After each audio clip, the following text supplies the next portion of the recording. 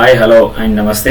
ಇವತ್ತಿನ ವಿಷಯ ದ್ವಿತೀಯ PUC ಅರ್ಥಶಾಸ್ತ್ರದ ಪ್ರಶ್ನೆ ಪತ್ರಿಕೆ 2024 ರಲ್ಲಿ ನಡೆದಂಥ ಮೊದಲನೇ ಎಕ್ಸಾಮಿನ ಪ್ರಶ್ನೆ ಪತ್ರಿಕೆ ಆಗಿರ್ತದೆ. ಇದನ್ನು ಕನ್ನಡ ಮೀಡಿಯಂ ಮತ್ತು ಇಂಗ್ಲಿಷ್ ಮೀಡಿಯಂನಲ್ಲಿ ಎಕ್ಸ್ಪ್ಲೇನ್ ಮಾಡೋಣ ಅಂತ. ಸೊ ಕನ್ನಡ ಮೀಡಿಯಂ ವಿದ್ಯಾರ್ಥಿಗಳು ನೀವು ಫಸ್ಟಿಂದ ನೋಡ್ರಿ, ಇಂಗ್ಲಿಷ್ ಮೀಡಿಯಂ ವಿದ್ಯಾರ್ಥಿಗಳು ಸ್ವಲ್ಪ ಮಧ್ಯದಿಂದ ನೋಡ್ರಿ. ಓಕೆ, ಇಂಗ್ಲಿಷ್ನ ಆನ್ಸರ್ಗಳು ಕೊನೆಯಲ್ಲಿ ಇರ್ತಾವೆ. ಓಕೆ, ನಾವು ಮೊದಲನೇ ಪ್ರಶ್ನೆಗೆ ಹೋಗೋಣ ಅಂತ. ಸೊ ಮೊದಲನೇ ಪ್ರಶ್ನೆ ಏನಂತ ಹೇಳಿದಾಗ, ಕೆಳಗಿನವುಗಳಲ್ಲಿ ಯಾವುದು ಸೂಕ್ಷ್ಮ ಅರ್ಥಶಾಸ್ತ್ರಕ್ಕೆ ಉದಾಹರಣೆಯಾಗಿದೆ ಅಂತ ಹೇಳಿದಾಗ ನಮಗೆ ಆನ್ಸರ್ ರಾಷ್ಟ್ರೀಯ ಆದಾಯ ಅಲ್ಲ. ಯಾಕಲ್ಲಪ್ಪ ಅಂದ್ರೆ ಅದು ದೊಡ್ಡ ಪ್ರಮಾಣದಲ್ಲಿ ಆಗುವಂತ ಕೆಲಸ ಆಗಿರ್ತದೆ. ನೆಕ್ಸ್ಟ್ ಅದೇ ರೀತಿ ಅನುಭೋಗಿಯ ವರ್ತನೆ ಅಂತೇಳಿ ಬಂದಾಗ, ಅನುಭೋಗಿ ಅಂದ್ರೆ ಸಣ್ಣ ಪ್ರಮಾಣದಲ್ಲಿರುವಂತಹ ಕೆಲಸ, ಒಬ್ಬ ವ್ಯಕ್ತಿಯ ವರ್ತನೆ ಆಗಿರ್ತದೆ. ಹಂಗಾಗಿ ಅನುಭೋಗಿ ವರ್ತನೆ ಇಲ್ಲಿ ನಮಗೆ ಆನ್ಸರ್ ಆಗ್ತದೆ.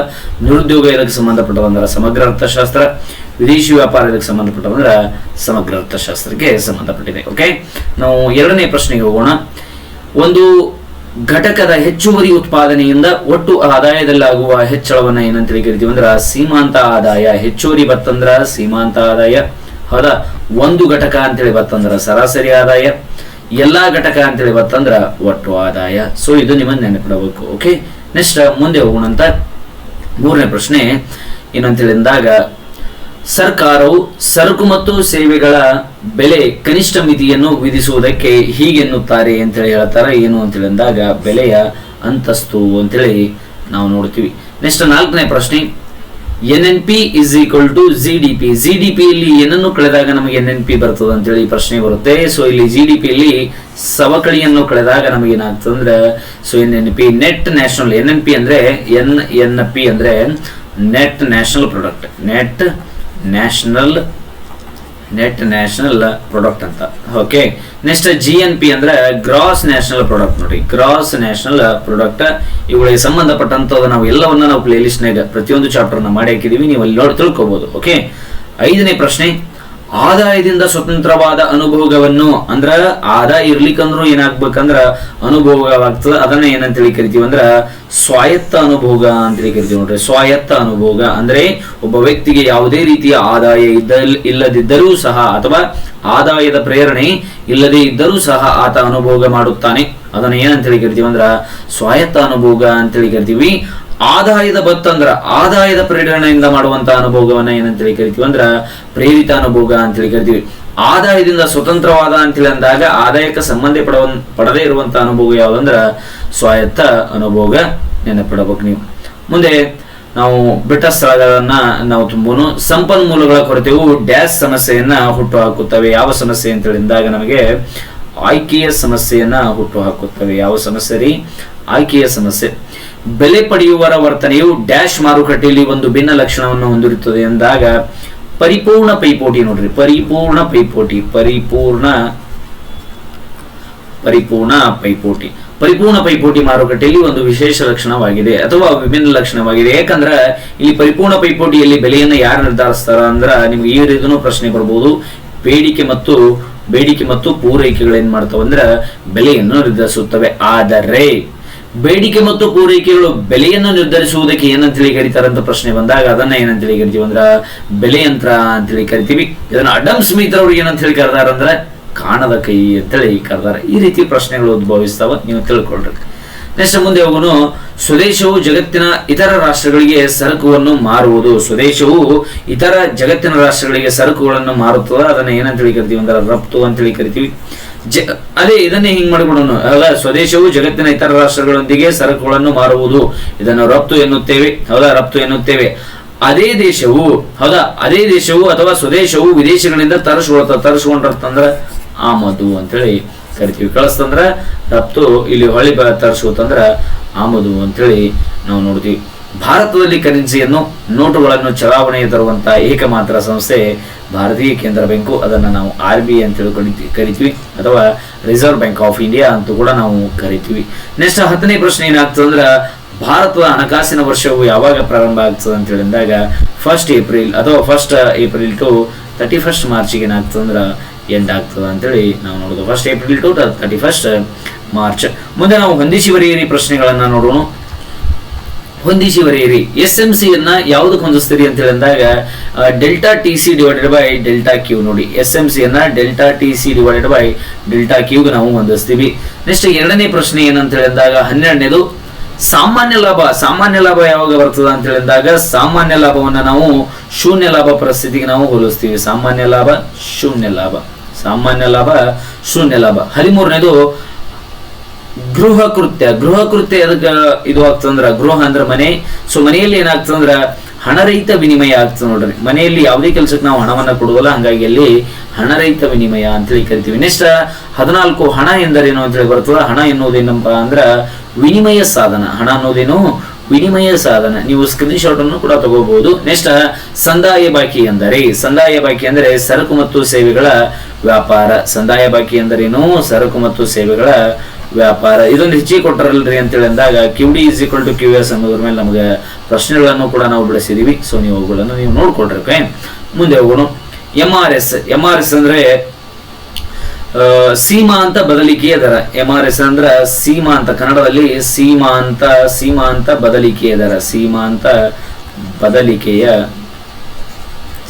ಬದಲಿಕೆಯ ದರ ಆಗ್ತದ ಅಂತೇಳಿ ನಾವು ನೋಡ್ತೀವಿ. ಇದನ್ನ ಇಂಗ್ಲಿಷ್ನಾಗ ನಾವು ಏನಂತೇಳಿ ಕರಿತೀವಿ ಅಂದ್ರ ಮಾರ್ಜಿನಲ್ ರೇಟ್ ಆಫ್ ಸಬ್ಸ್ಟಾನ್ಷನ್ ಅಂತೇಳಿ ನಾವು ಕೂಡ ಕರಿತೀವಿ.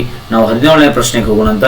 17ನೇ ಪ್ರಶ್ನೆ ಮಾರುಕಟ್ಟೆಯ ಸಮತೋಲನವನ್ನ ವ್ಯಾಖ್ಯಾನಿಸಿ ಅಂತೇಳಿ ಕರೀತಾರ. ಸೊ ಮಾರುಕಟ್ಟೆಯ ಸಮತೋಲನ ಅಂದ್ರ ಮಾರುಕಟ್ಟೆಯಲ್ಲಿ ಬೇಡಿಕೆ ಮತ್ತು ಪೂರೈಕೆಗಳು ಅಥವಾ ಮಾರುಕಟ್ಟೆಯಲ್ಲಿ ಎಲ್ಲಾ ಅನುಭೋಗಿಗಳು ಮತ್ತು ಎಲ್ಲಾ ಉತ್ಪಾದಕರು ಸಮತೋಲನದಲ್ಲಿರುವಂತಹ ಸ್ಥಿತಿಯನ್ನ ಏನಂತೇಳಿ ಕರಿತೀವಿ ಅಂದ್ರ ಮಾರುಕಟ್ಟೆಯ ಸಮತೋಲನ ಅಂತೇಳಿ ಕರಿತೀವಿ.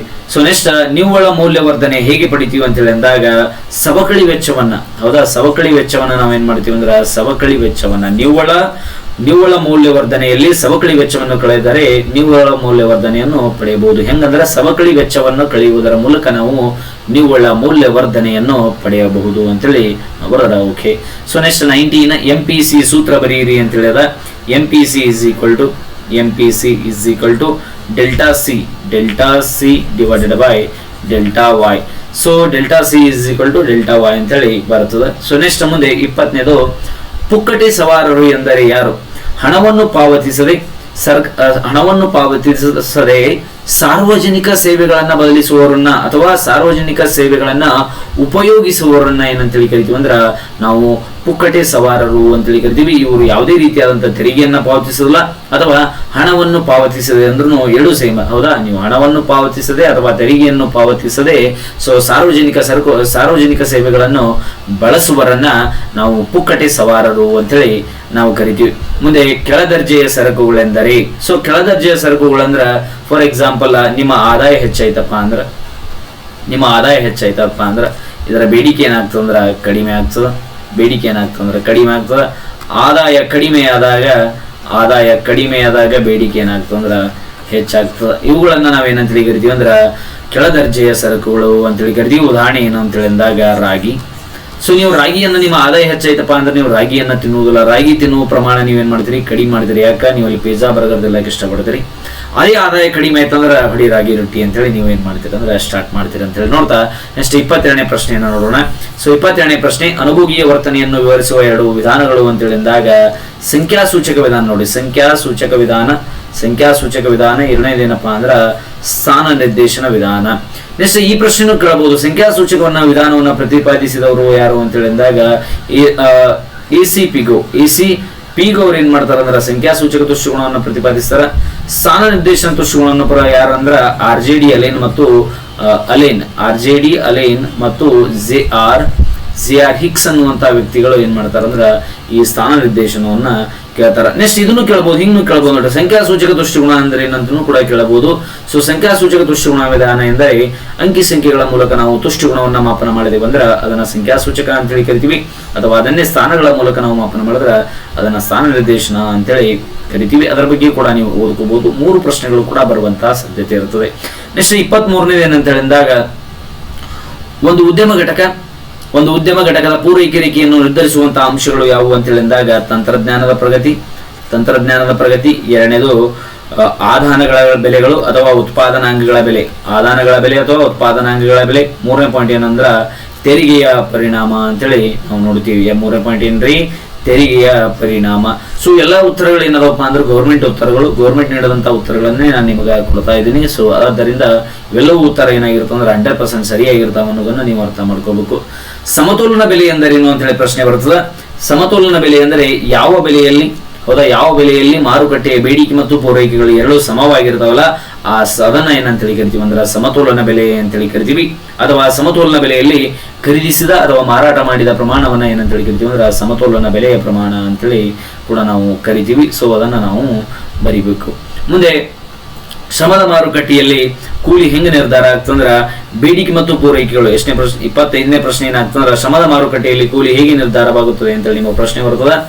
ಶ್ರಮದ ಮಾರುಕಟ್ಟೆಯಲ್ಲಿ ಶ್ರಮದ ಬೇಡಿಕೆ ಮತ್ತು ಶ್ರಮದ ಪೂರೈಕೆಗಳು ಒಂದನ್ನೊಂದು ಛೇದಿಸುವ ಬಿಂದುವಿನಲ್ಲಿ ಶ್ರಮದ ಮಾರುಕಟ್ಟೆಯಲ್ಲಿ ಶ್ರಮದ ಬೇಡಿಕೆ ರೇಖೆ, ಶ್ರಮದ ಪೂರೈಕೆ ರೇಖೆ ಒಂದನ್ನೊಂದು ಛೇದಿಸುವಂತಹ ಬಿಂದುವಿನಲ್ಲಿ ನಮಗೇನಾಗ್ತಂದ್ರ ಕೂಲಿ ನಿರ್ಧಾರವಾಗುತ್ತದೆ ಅಂತೇಳಿ ನಾವು ನೋಡ್ತೀವಿ. ಉತ್ಪಾದನಾಂಗಗಳು 4 ಯಾವುವು ಅಂತ ಹೇಳಿದಾಗ ಭೂಮಿ, ಭೂಮಿ, ಶ್ರಮ, ಬಂಡವಾಳ, ಸಂಘಟನೆ. ಭೂಮಿಗೆ ಪ್ರತಿಫಲವಾಗಿ ಗೇಣಿ, ಶ್ರಮಕ್ಕೆ ಪ್ರತಿಫಲವಾಗಿ ಕೂಲಿ, ಬಂಡವಾಳಕ್ಕೆ ಪ್ರತಿಫಲವಾಗಿ ಬಡ್ಡಿ, ಸಂಘಟನೆ ಪ್ರತಿಫಲವಾಗಿ ಲಾಭ. 4 ಉತ್ಪಾದನಾಂಗಗಳು, ಅವುಗಳಿಗೆ ಬರುವಂತಹ ಪ್ರತಿಫಲಗಳು.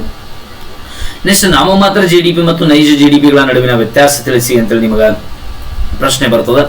ನಾಮಮಾತ್ರ ಜಿಡಿಪಿ ಎಂದರೆ ಚಾಲ್ತಿ ವರ್ಷದ ಬೆಲೆಗಳಲ್ಲಿ, ಹೌದಾ, ನಾಮಮಾತ್ರ ಜಿಡಿಪಿ ಅಂದರೆ ನಾಮಮಾತ್ರ ನೈಜ, ಹೌದಾ. ಚಾಲ್ತಿ ವರ್ಷದ ಬೆಲೆಗಳಲ್ಲಿ ರಾಷ್ಟ್ರೀಯ ಆದಾಯವನ್ನು ಮಾಪನ ಮಾಡಿದರೆ ಅದನ್ನು ನಾಮಮಾತ್ರ ಜಿಡಿಪಿ ಅಂತೇಳಿ ಕರಿತೀವಿ. ಇದು ರಾಷ್ಟ್ರದ ನೈಜ ಆರ್ಥಿಕ ಸ್ಥಿತಿಯನ್ನು ಬಿಂಬಿಸುವುದಿಲ್ಲ. ಹಂಗಾಗಿ ನೈಜ ಜಿಡಿಪಿ ಅಂದರೆ ರಾಷ್ಟ್ರೀಯ ಆದಾಯವನ್ನು, ಹೌದಾ, ಸ್ಥಿರ ಬೆಲೆಗಳಲ್ಲಿ ಅಥವಾ ಒಂದು ವರ್ಷವನ್ನು ಆಧಾರವಾಗಿಟ್ಟುಕೊಂಡು, ಇಲ್ಲಿ ಚಾಲ್ತಿ ವರ್ಷದ ಬೆಲೆಗಳಲ್ಲಿ ಮಾಡ್ತೀವಿ, ನೈಜ ಜಿಡಿಪಿ ಏನ್ ಮಾಡ್ತೀವಿ ಅಂದ್ರೆ ಒಂದು ವರ್ಷ ಆಧಾರವಾಗಿಟ್ಟುಕೊಂಡು ನಾವು ಮಾಡ್ತೀವಿ. ಆದ್ದರಿಂದ ಇದನ್ನು ಕೂಡ ಏನಂತೇಳಿ ಕರಿತೀವಿ ಅಂದ್ರೆ ನೈಜ ಜಿಡಿಪಿ ಅಂತೇಳಿ ಕರಿತೀವಿ. ಇದು ನೈಜ ಆರ್ಥಿಕ ಸ್ಥಿತಿಯನ್ನ ಬಿಂಬಿಸುತ್ತದೆ ಅಂತೇಳಿ ನೋಡಿಸ್ತೀವಿ. ಇದು ಬಿಂಬಿಸ್ತದೆ, ಇದು ಬಿಂಬಿಸುವುದಿಲ್ಲ. ಇದು ಪ್ರಸ್ತುತ ಬೆಲೆಗಳು, ಇದು ಆಧಾರ ವರ್ಷದ ಬೆಲೆಗಳು ಅಂತೇಳಿ ನಾವು ನೋಡ್ತೀವಿ. ನೆಕ್ಸ್ಟ್ ಗುಣಕದ ಅರ್ಥವನ್ನು ನೀಡ್ರಿ ಅಂತೇಳಿ ಪ್ರಶ್ನೆ ಬರ್ತದೆ. ಸೊ ಕೆ, ಇದನ್ನ ಗುಣಕವನ್ನ ಫಾರ್ಮುಲಾದಿಂದ ಗುರುತಿಸ್ತೀವಿ. K is equal to delta Y divided by delta A dash ಅಂತೇಳಿ ಈ ರೀತಿಯಾಗಿ ನಾವು ಗುರುತಿಸಿ ಗುಣಕದ ಅರ್ಥವನ್ನ ಬರೀರಿ ಅಂತ ಹೇಳಿದಾಗ ಸ್ವಾಯತ್ತ ವೆಚ್ಚದಲ್ಲಾದ ಆರಂಭಿಕ ಹೂಡಿಕೆಯು ಹೆಚ್ಚಳ ಮತ್ತು ಅಂತಿಮ ಸರಕುಗಳ ಉತ್ಪನ್ನ ಮತ್ತು ಮಾರಾಟದ ಮೌಲ್ಯ ನಡುವಿನ ಅನುಪಾತವಾಗಿರುತ್ತದೆ. ಇಲ್ಲಿ ಏನ್ ಹೇಳಿದಾರೆ ಅಂದ್ರೆ ವೆಚ್ಚ ಮತ್ತು ಹೂಡಿಕೆ ಮಧ್ಯದಲ್ಲಿರುವಂತಹ ಅನುಪಾತ ಆಗಿರುತ್ತದೆ. ಇದರ ಬಗ್ಗೆ ನೀವು ಕಂಪ್ಲೀಟ್ ಆಗಿ ಡಿಸ್ಕಷನ್ ಮಾಡ್ಕೊಡ್ರಿ. ಮೀಗುತಿ ಮುಂಗಡ ಪತ್ರ ಮತ್ತು ಕೊರತೆ ಮುಂಗಡ ಪತ್ರದ ನಡುವರ್ಕಿನ ವ್ಯತ್ಯಾಸ ಅಂತೇಳಿ ನಾವು ಪ್ರಶ್ನೆ ಬರ್ತದೆ. ಮೀಗುತಿ ಮುಂಗಡ ಪತ್ರ ಅಂದ್ರ ಮೀಗುತಿ ಅಂದ್ರ ಕೊರತೆ, ಅಥವಾ ಮೀಗುತಿ ಅಂದ್ರ ಉಳಿತಾಯ ಮುಂಗಡ ಪತ್ರ. ನೋಡ್ರಿ, ಉಳಿತಾಯ ಮುಂಗಡ ಪತ್ರ ಅಂದಂಗ ಮೀಗುತಿ ಮುಂಗಡ ಪತ್ರ ಅಂದ್ರೆ ಇಲ್ಲಿ ಆದಾಯ ಹೆಚ್ಚಾಗಿರ್ತದೆ, ಇಲ್ಲಿ ಆದಾಯ ಹೆಚ್ಚಾಗಿದ್ದು ವೆಚ್ಚ ಏನಾಗಿರುತ್ತೆ ಅಂದ್ರ ಕಡಿಮೆ ಆಗಿರ್ತದೆ. ಬಟ್ ಕೊರತೆ ಮುಂಗಡ ಪತ್ರ ಹಂಗಾಗಿಲ್ಲ, ಆದಾಯ ಕಡಿಮೆ ಆಗಿರ್ತದ, ವೆಚ್ಚ ಏನಾಗಿರ್ತದೆ ಅಂದ್ರ ಜಾಸ್ತಿ ಇರ್ತದೆ. ಈ ರೀತಿಯಾಗಿ ನಾವು ಏನ್ ಮಾಡ್ತೀವಿ ಅಂದ್ರೆ ಇನ್ನೂ ಒಂದೆರಡು ಪಾಯಿಂಟ್ಸ್ಗಳನ್ನ ನಾವು ಬರೀಬೇಕು. 2ನೇ ಪಾಯಿಂಟ್ ಕೂಡ ನಾವು ಬರೀಬಹುದು. ಇದು ಅಭಿವೃದ್ಧಿ ಹೊಂದಿದಂತಹ ಅಮೆರಿಕದಂತಹ ರಾಷ್ಟ್ರಗಳು ಮೀಗುತಿ ಮುಂಗಡ ಪತ್ರವನ್ನು ಮಂಡಿಸಿದರೆ, ಈ ಕೊರತೆಯ ಮುಂಗಡ ಪತ್ರವನ್ನ ಭಾರತದಂತಹ ಮುಂದುವರಿಯುತ್ತಿರುವ ರಾಷ್ಟ್ರಗಳು ಮಂಡಿಸ್ತಾವೆ. ಇನ್ನೊಂದು ಇಲ್ಲಿ ನೋಡ್ರಿ ಆದಾಯ ಹೆಚ್ಚಾಗಿರ್ಬೇಕು, ಹೌದಾ, ವೆಚ್ಚ ಏನಾಗಿರ್ಬೇಕಂದ್ರೆ ಕಡಿಮೆ ಆಗಿರ್ಬೇಕು. ಇದು ಏನೋ ಮೀಗುತಿ ಮುಂಗಡ ಪತ್ರ. ಅದೇ ರೀತಿ ಇದನ್ನ ಮುಂದುವರೆದ ರಾಷ್ಟ್ರಗಳಾದಂತ ಅಮೆರಿಕದಂತ ರಾಷ್ಟ್ರಗಳು ಮಂಡಿಸ್ತಾವೆ. 1ನೇ ಪಾಯಿಂಟ್ ಕ್ಲಿಯರ್. ನೆಕ್ಸ್ಟ್ ಇಲ್ಲಿ ನೋಡಿದಾಗ ಇದರ ಅಪೋಸಿಟ್ ಏನಾಗ್ತದೆ ಅಂದ್ರೆ ಆದಾಯ ಕಡಿಮೆ ಇದ್ದು ವೆಚ್ಚ ಹೆಚ್ಚಾಗಿದ್ದರೆ ಅದನ್ನ ಏನಂತೇಳಿ ಕರಿತೀವಿ ಅಂದ್ರೆ ನಾವು ಕೊರತೆ ಮುಂಗಡ ಪತ್ರ ಅಂತೇಳಿ ಕರಿತೀವಿ. ಇದನ್ನ ಮುಂದುವರಿಯುತ್ತಿರುವ ರಾಷ್ಟ್ರಗಳು ಮಂಡಿಸುತ್ತವೆ. ಉದಾಹರಣೆ ಏನಂತ ಹೇಳಿದಾಗ ಭಾರತ ಅಂತೇಳಿ ನಾವು ನೋಡ್ತೀವಿ. ನೆಕ್ಸ್ಟ್ ಲಾಸ್ಟ್ ಪ್ರಶ್ನೆ ಬರ್ತದೆ, ಜನರು ವಿದೇಶಿ ವಿನಿಮಯವನ್ನು ಏಕೆ ಬೇಡುತ್ತಾರೆ ಅಂತೇಳಿ ಪ್ರಶ್ನೆ ಬರ್ತದೆ. ಏನು ಅಂತ ಹೇಳಿದಾಗ ವಿದೇಶಿ ಸರಕು ಮತ್ತು ಸೇವೆಗಳನ್ನ ಖರೀದಿಸಲು, 2ನೇದು ವಿದೇಶಗಳಲ್ಲಿನ ಹಣಕಾಸು ಆಸ್ತಿಗಳನ್ನ ಖರೀದಿಸಲು ಮತ್ತು ವಿದೇಶಿಯ ಉಡುಗೊರೆಗಳನ್ನು ಕಳುಹಿಸಿಕೊಡಲು, ವಿದೇಶಕ್ಕೆ ಉಡುಗೊರೆಗಳನ್ನು ಕಳುಹಿಸಿಕೊಡಲು. ಒಟ್ಟಾರೆಯಾಗಿ ವಿದೇಶಿ ವಿನಿಮಯ ಯಾಕೆ ಬೇಕಂದ್ರೆ ವಿದೇಶದೊಂದಿಗೆ ವ್ಯಾಪಾರ ವ್ಯವಹಾರಗಳನ್ನು ಮಾಡಲು ನಮಗೆ ವಿದೇಶಿ ವಿನಿಮಯ ಅನ್ನೋದು ನಮಗೆ ಬೇಕಾಗ್ತದೆ ಅಂತೇಳಿ ನಾವು ನೋಡ್ತೀವಿ. ಇಲ್ಲಿ 5 ಅಂಕದ ಪ್ರಶ್ನೆಗಳಿದಾವೆ. ನೆಕ್ಸ್ಟ್ ಮುಂದೆ 6 ಅಂಕದ ಪ್ರಶ್ನೆಗಳು ಬರ್ತಾವ. ಇದನ್ನ ನೀವು ಒಂದ್ಸಲ ನೋಡ್ಕೊಂಡ್ಬಿಡ್ರಿ. ಮಾರುಕಟ್ಟೆ ಅರ್ಥವ್ಯವಸ್ಥೆ ಬಗ್ಗೆ ಕೇಳಿದಾರ, ಬದಲಿ ಸರಕು ಮತ್ತು ಪೂರಕ ಸರಕುಗಳ ಬಗ್ಗೆ ಕೇಳಿದಾರ, ಸಮ ಉತ್ಪನ್ನ ರೇಖೆಗಳು, ಬೆಲೆ ಮಿತಿ ಅದ, ನೆಕ್ಸ್ಟ್ ಬಾಹ್ಯತೆಗಳದ, ಸಮಗ್ರ ಅರ್ಥಶಾಸ್ತ್ರದ. ಈ ರೀತಿ ಹಲವಾರು ಪ್ರಶ್ನೆಗಳು ನಮಗೆ ಕೇಳ್ತಾರೆ. ಇವೆಲ್ಲಾ ಪ್ರಶ್ನೆಗಳಿಗೆ ಸಂಬಂಧಪಟ್ಟಂತಹ ವಿಡಿಯೋಗಳನ್ನ ನೀವು ಚಾನೆಲ್ಗೆ ಹೋದ ಬಳಿಕ videos, shorts, next play list ಅಂತ ಹೇಳಿ ಒಂದು ಆಪ್ಷನ್ ಬರ್ತದೆ. ಅಲ್ಲಿ ಪ್ರತಿಯೊಂದು ಅಧ್ಯಾಯಗಳು ನಿಮಗೆ ಸಿಗ್ತಾವ. ಈ ಎಲ್ಲಾ ವಿಷಯಗಳನ್ನ ಇಲ್ಲಿ ನಿಮ್ಮ 4 ಮಾರ್ಕ್ಸಿಗೆ ಮತ್ತು ಇಲ್ಲಿ 6 ಅಂಕದ ಪ್ರಶ್ನೆಗಳಿದೆ ನೋಡಿ. 6 ಅಂಕದ ಪ್ರಶ್ನೆಗಳಿಗೆ ಸಂಬಂಧಪಟ್ಟಂತೆ ಎಲ್ಲಾ ವಿಷಯಗಳನ್ನ ಅಲ್ಲಿ ಮಾಡಿ ಹಾಕಿದೀವಿ. ನೆಕ್ಸ್ಟ್ ಅದೇ ರೀತಿ ಪ್ರಾಕ್ಟಿಕಲ್ ಓರಿಯೆಂಟೆಡ್ ಕ್ವಶನ್ ಕೂಡ ನಮಗೆ 5 ಪ್ರಶ್ನೆಗಳು ಕೇಳ್ತಾರ.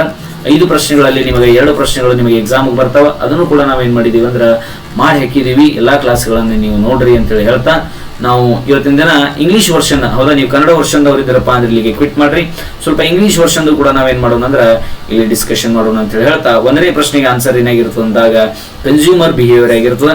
ಎರಡನೇ ಪ್ರಶ್ನೆಗೆ ಆನ್ಸರ್ ಏನಾಗಿರ್ತದೆ ಅಂದ್ರೆ ಮಾರ್ಜಿನಲ್ ರೆವಿನ್ಯೂ ಆಗಿರ್ತದೆ ನೋಡ್ರಿ, marginal revenue. Okay,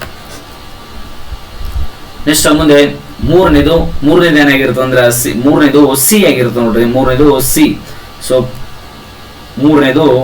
C price floor. Okay, price floor ಆಗಿರ್ತದೆ. ನೆಕ್ಸ್ಟ್ ನಾಲ್ಕನೇ ಪ್ರಶ್ನೆ ನೋಡೋಣ. ಸೊ ಇಲ್ಲಿ ಡಿಪ್ರಿಸಿಯೇಷನ್ ಆಗಿರುತ್ತೆ ನೋಡ್ರಿ ನಾಲ್ಕನೇದು. ನೆಕ್ಸ್ಟ್ ಐದನೇ ಪ್ರಶ್ನೆಯನ್ನ ಬಂದಾಗ ಐದನೇ ಪ್ರಶ್ನೆ ಏನಾಗಿರ್ತದೆ ಅಂದ್ರೆ ಐದನೇ ಪ್ರಶ್ನೆ ಡಿ ಆಗಿರುತ್ತೆ ನೋಡ್ರಿ, ಐದನೇ ಪ್ರಶ್ನೆ ಬಿ ಆಗಿರುತ್ತೆ ನೋಡ್ರಿ. ನೆಕ್ಸ್ಟ್ ಬಿಟ್ಟ ಸ್ಥಳ ಬಂದಾಗ ನಾವೇನ್ ಮಾಡೋಣ ಅಂದ್ರೆ ಆರನೇದು ಚಾಯ್ಸ್ ಅಂಡ್ ಏಳನೇದು ಪರ್ಫೆಕ್ಟ್ ಕಾಂಪಿಟೇಷನ್. ನೆಕ್ಸ್ಟ್ ಎಂಟು ಏನಾಗ್ತದೆ ಅಂದ್ರೆ ಎಕ್ಸ್ಪೋರ್ಟ್ಸ್ ಆಗುತ್ತೆ. 9 ಏನಾಗುತ್ತೆ ಅಂದ್ರೆ RBI ಆಗುತ್ತೆ. 10 ಏನಪ್ಪಾ ಅಂದ್ರೆ ಹಣಕಾಸಿನ ವರ್ಷ, ಫೈನಾನ್ಸಿಯಲ್ ಇಯರ್ ಬಗ್ಗೆ ನಮಗೆ ಹೇಳ್ತದೆ. ಓಕೆ, ಸೊ ನಾವು ಹೊಂದಿಸಿ ಬರೆಯಿರಿಯನ್ನು ನೋಡಿದಾಗ ಹೊಂದಿಸಿ ಬರೆಯಿರಿ ನಿಮಗೆ ಆಲ್ರೆಡಿ ಗೊತ್ತಿದೆ. ಹೊಂದಿಸಿ ಬರೆಯಿರಿ ಸಿ ಏನಾಗ್ತದೆ ಅಂದ್ರೆ 11 ಆಗ್ತದೆ. ನೆಕ್ಸ್ಟ್ ನಾರ್ಮಲ್ ಪ್ರಾಫಿಟ್ ಏನಪ್ಪಾ ಅಂದ್ರೆ 0 profit. Next non monetary exchange ಅಂತ ಹೇಳಿ ಬರ್ತದೆ, non monetary exchange 13 non monetary exchange. Next 14 money ಅಂತ ಹೇಳಿ ಬಂದಾಗ ಮೀಡಿಯಂ ಆಫ್ ಎಕ್ಸ್ಚೇಂಜ್ ಅಂತ ಹೇಳಿ ನೋಡ್ತೀವಿ, money is an medium of exchange. Next balance of payment is ಅಂದ್ರೆ trade in goods and services ಅಂತ ಹೇಳಿ ನಾವು ನೋಡ್ತೀವಿ, ಅಂದ್ರೆ ಸಂದಾಯ ಬಾಕಿ ಅಂತ ಹೇಳಿ ನೋಡ್ತೀವಿ. ಸೊ ಎರಡನ್ನ ಬ್ಯಾಲೆನ್ಸ್ ಆಫ್ ಪೇಮೆಂಟ್ ಹೊಂದಿದೆ. ಇದಿಷ್ಟು ನಮಗೆ ಇಂಗ್ಲಿಷ್ ಮೀಡಿಯಂಗೆ ಸಂಬಂಧಪಟ್ಟಂತ ವಿಷಯವಾಗಿರ್ತದೆ. ಇವೆಲ್ಲವನ್ನ ನೀವೇನ್ ಮಾಡ್ರಿ ಅಂದ್ರೆ ಡಿಸ್ಕಷನ್ ಮಾಡಿದೀವಿ. ಸೊ ಇವೆಲ್ಲವನ್ನ ನೀವೇನ್ ಮಾಡ್ರಿ ಡಿಸ್ಕಷನ್ ಮಾಡಿದೀವಿ, ನೀವು ಅದನ್ನ ಓದ್ಕೊಡ್ರಿ ಅಂತ ಹೇಳಿ ಹೇಳ್ತಾ, ಸೊ ಈ ವಿಡಿಯೋವನ್ನ ಎಕನಾಮಿಕ್ಸ್ಗೆ ಸಂಬಂಧಪಟ್ಟಂತೆ ಒಂದು ಸುದೀರ್ಘವಾದಂತಹ ವಿಡಿಯೋವನ್ನ ಮಾಡಿದೀವಿ. ಸೊ ಈ ವಿಡಿಯೋ ಇಲ್ಲಿಗೆ ಏನಾಗ್ತದೆ ಅಂದ್ರೆ ಮುಗಿತದೆ ಅಂತ ಹೇಳಿ ಹೇಳ್ತಾ, thank you so much, Jai Hind.